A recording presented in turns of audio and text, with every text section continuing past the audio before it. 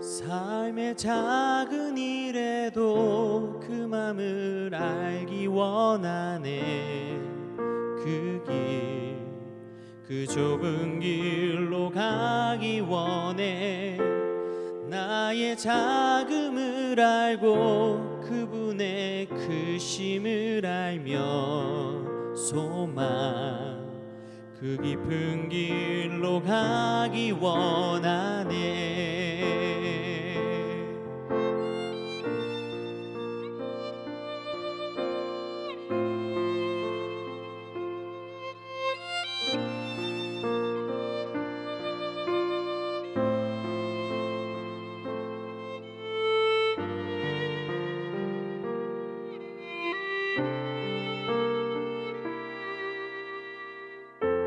삶의 작은 일에도 그 맘을 알기 원하네.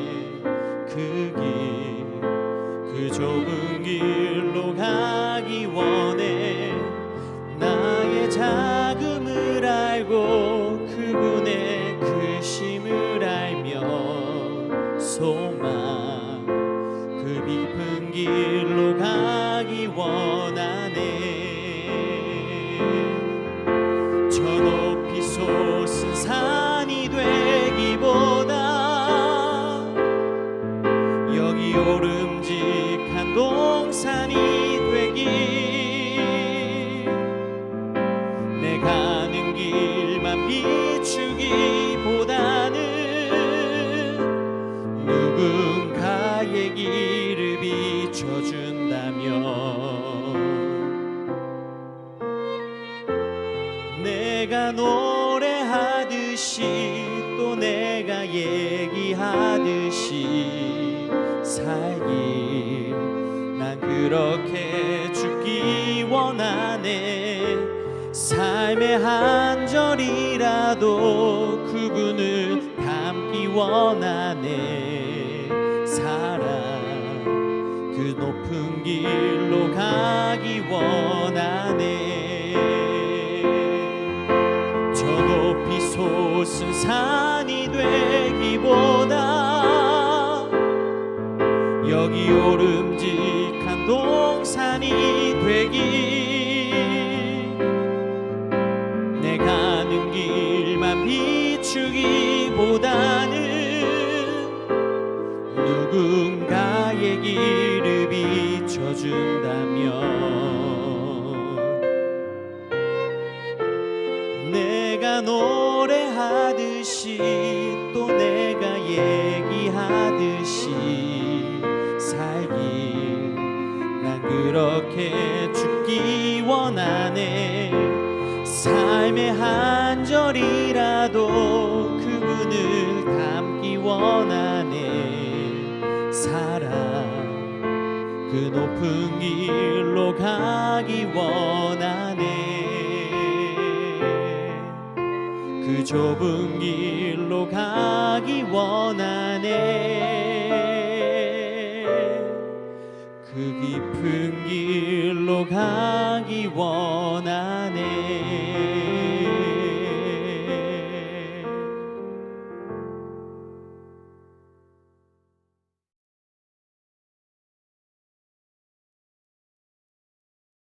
할렐루야, 2021년도 5월 1주차 행복한 목요일 아침입니다.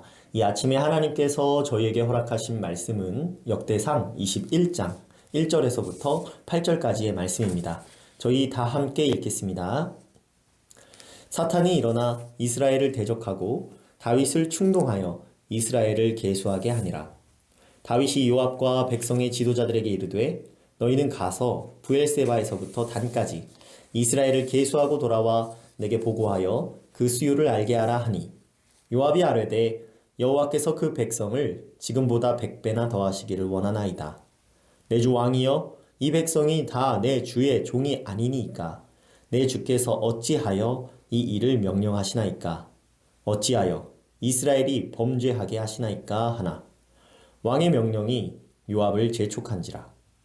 드디어 요압이 떠나 이스라엘 땅에 두루 다닌 후에 예루살렘으로 돌아와 요압이 백성의 수요를 다윗에게 보고하니, 이스라엘 중에 칼을 뺄 만한 자가 110만 명이요 유다 중에 칼을 뺄 만한 자가 47만 명이라. 요압이 왕의 명령을 마땅치 않게 여겨 레위와 베냐민 사람은 계수하지 아니하였더라. 하나님이 이 일을 악하게 여기사 이스라엘을 치심해 다윗이 하나님께 아뢰되 내가 이 일을 행함으로 큰 죄를 범하였나이다. 이제 간구하옵나니 종의 죄를 용서하여 주옵소서. 내가 심히 미련하게 행하였나이다 하니라. 아멘.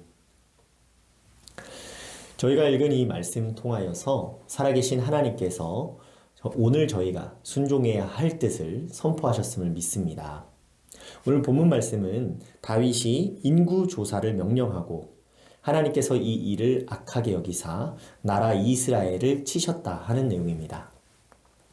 본문 1절 말씀을 보니 사탄이 일어나 이스라엘을 대적하고 다윗을 충동하여 이스라엘을 계수하게 하니라 하였습니다. 왜 사탄이 일어나서 왜 이스라엘을 대적하고 왜 다윗을 충동한 걸까요? 어찌하여 다윗의 통치 시대에 사탄이 일어날 수가 있었고 왜 다윗이 아닌 나라 이스라엘을 대적하였으며 또 하필 다윗을 충동한 이유 그 세 가지를 오늘 함께 묵상함으로 발견하기를 원합니다. 역대상 20장 2절과 3절의 말씀을 보니 다윗은 암몬 자손의 땅 랍바를 쳐서 함락시키고 그 왕의 머리에서 금 1달란트나 되는 보석 있는 왕관을 빼앗아 그들의 왕관을 자기 머리에 쓰고 그 성에서 노략한 물건을 무수히 내어왔습니다. 이스라엘의 왕이 이렇게 행하여도 되는 걸까요? 신명기 17장에는 이스라엘의 왕이 갖추어야 하는 자격들이 열거되어 있습니다. 그중 16절에는 그는 병마를 많이 두지 말 것이요 하였습니다. 병마를 많이 두지 말아야 한다 라는 뜻은 이스라엘의 왕이 전쟁에서 이기기 위하여 병마를 많이 두려는 노력을 하지 말아야 한다는 뜻입니다. 다윗이 했던 이 인구 조사의 목적이 무엇입니까? 군대 장관 요압에게 인구 조사를 명령한 것으로 보아서 이는 군사적인 목적이 있는 것으로 보입니다. 다윗은 전쟁에서 계속 승승장구하고 싶었던 것으로 보입니다.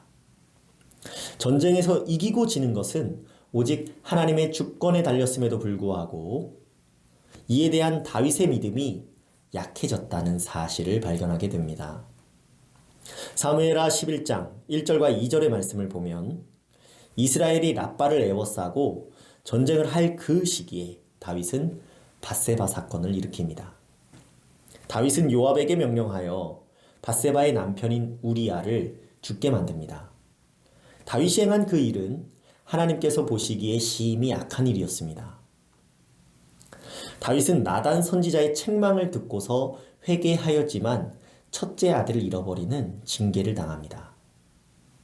이는 다윗이 인구 조사를 명령하기 전에 그 다윗의 타락이 극도에 달했음을 보여줍니다. 그러던 중에 요압은 암몬 자손의 땅 랍바를 쳐서 그 왕성을 점령하는 데 성공하였고 다윗은 그들의 왕관을 자기 머리에 쓰고 그 성에서 백성들을 끌어내어 톱질과 썰해질과 철 도끼질과 벽돌구이와 같은 노예 생활을 하게 만들었습니다. 그리고 인구 조사를 명령한 것입니다. 요압은 이 명령을 안 좋게 여겼습니다. 왜냐하면 이스라엘 왕이 인구 조사를 해서는 안 된다는 사실을 율법을 통해 알고 있었기 때문입니다. 본문 3절에 요압이 아뢰되 여호와께서 그 백성을 지금보다 100배나 더하시길 원하나이다. 내 주 왕이여 이 백성이 다 내 주의 종이 아니니까 내 주께서 어찌하여 이 일을 명령하시나이까 어찌하여 이스라엘이 범죄하게 하시나이까 하나 하였습니다. 요압은 다윗의 이복 여동생의 아들 다윗의 조카입니다. 그리고 이스라엘의 군대 장관입니다. 본문 6절에 요압은 왕의 명령을 못마땅하게 여겨서 레위와 베냐민 사람은 계수하지 아니하는 또 다른 불순종을 범합니다. 못마땅하다면서 율법대로 인구 조사를 계수하지 아니한 것이 아니라 특정 지파만 계수하지 아니했던 것입니다. 결과적으로 하나님을 두려워한 것도 아니고 왕을 두려워한 것도 아니었습니다. 자기 소견에 따라 행하였던 것입니다. 본문 7절에 하나님이 이 일을 악하게 여기사 이스라엘을 치심해 하였습니다. 하나님께서는 이 모든 일을 악하게 여기셔서 나라 이스라엘을 치셨습니다. 본문 8절에 다윗이 회개하였음에도 하나님께서는 세 가지의 징계 중에 하나를 택하라고 선지자를 보내셨고 나라의 재앙이 임하게 하셨습니다.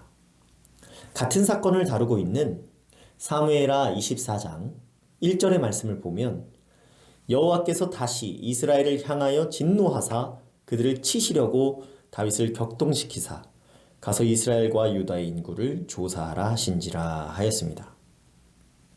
하나님께서는 이스라엘을 치시고자 다윗을 격동시키시고 이스라엘과 유다 인구를 조사하라 하셨다라고 말씀하고 있습니다.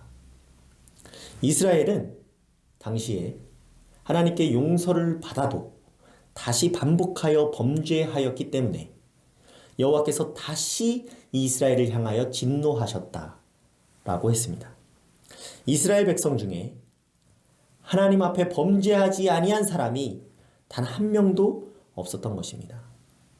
이는 다윗의 시대에도 사탄이 일어나게 된 이스라엘을 대적하게 된 이유가 됩니다. 역대기는 포로 귀환 후에 나라의 정체성을 다시 회복하고자 과거의 역사를 회고하며 기록하게 하신 말씀입니다.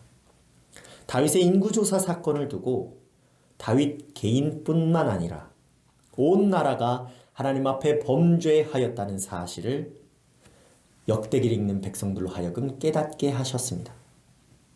본문을 통해 깨닫게 하시는 하나님의 말씀은 하나님께서는 어떠한 죄도 반복되지 아니하도록 반드시 징계하신다는 뜻입니다. 그러므로 이 말씀을 받은 저희는 너나 따질 것 없이 하나님 앞에서 자신의 죄를 자복하고 회개하는 것에 집중하고 이 나라를 위하여 자비를 베풀어 주실 것을 기도해야 합니다.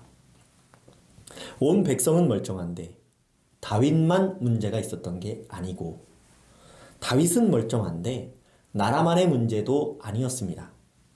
다윗뿐만 아니라 모두가 우는 사자처럼 달려드는 그 사탄의 그 충동을 할 수 있도록 틈을 주어서는 안 되었던 것입니다. 죄가 발견되는 즉시로 하나님 앞에 깊이 회개함으로 은혜를 구하였어야 하고 죄를 깨닫게 하여 주실 것을 기도해야 했습니다. 우리 안에는 육신의 소욕이 있고 또 우리는 근본적으로 죄의 영향 아래 살고 있기 때문에 이 사실을 깊이 인식하여 선과 악을 잘 분별하고 성령의 인도하심을 따라 민감하게 순종하며 따라가므로 우리가 주님께로 나아가는 그 길을 잃지 말아야 합니다. 사탄은 우리로 하여금 아무 사랑이나 배려 없이 함부로 말을 뱉게 하고 상처 주는 말을 쉽게 내뱉게 하면서 또 하나님을 높이고 찬양하여야 하는 그 자리에서 오히려 나 자신을 높이거나 인정받게 하려는 그러한 마음을 충동합니다. 이를 막고자 저희는 서로가 높이고 존중하며 내가 남보다 좀 더 희생하고 헌신함으로 겸손히 주신 은혜에 만족하면서 감사함으로 살아가야 합니다. 다윗뿐 아니라 모든 나라가 사탄의 괴계에 넘어가 죄를 일상적으로 범하였습니다. 내가 예수님의 생명으로 얻은 귀한 존재인 것을 잊게 만들고 자책하거나 비관하게 하여서 말씀대로 사는 것이 아무 의미가 없는 것처럼 생각하게 합니다. 사탄이 우리 곁에서 늘 언제나 틈을 보고 있음을 기억해야 합니다. 단 한 사람도 빠짐없이 나라의 모두가 회개하여야 했습니다. 하나님께서는 진노 중에도 긍휼을 베푸시는 분이시고 택한 자를 반드시 구원하시는 분이십니다. 예수 이름으로 회개하는 자의 그 허물을 도말하여 주시고 그 사랑을 저희가 믿음으로 가정과 교회, 나라를 굳건히 바로 세우는 그러한 모든 성도님들 되시기를 간절히 소망합니다. 제가 기도하겠습니다. 공의로 심판하시는 하나님 아버지 감사드립니다. 주신 말씀 통하여 하나님께서는 하나님 나라를 굳건히 세우시기 위하여 어떠한 죄도 용납하지 아니하시고 징계하신다는 뜻을 깨닫게 되었습니다. 저희로 하여금 죄를 반복하여 하나님을 진노케 함으로 나라가 멸망당하게 하는 일이 없게 하여 주시고 날마다 지은 죄를 깨닫게 하심으로 회개하고 받는 주님의 은혜 누리게 하여 주옵소서. 모든 죄를 사하시고자 희생하여 주신 예수님의 이름으로 기도드리옵나이다. 아멘. 오늘 함께 드릴 도고기도 제목은 전도회와 임원들을 위하여서입니다. 첫째로 모든 전도회가 모이기에 더욱 힘쓰며 사랑하고 섬기며 서로에게 위로와 격려가 되도록, 둘째로 오래 맡겨진 직분에 충성을 다하여 하나님께 영광 돌리는 임원들이 되도록 함께 기도해 주시기 바랍니다.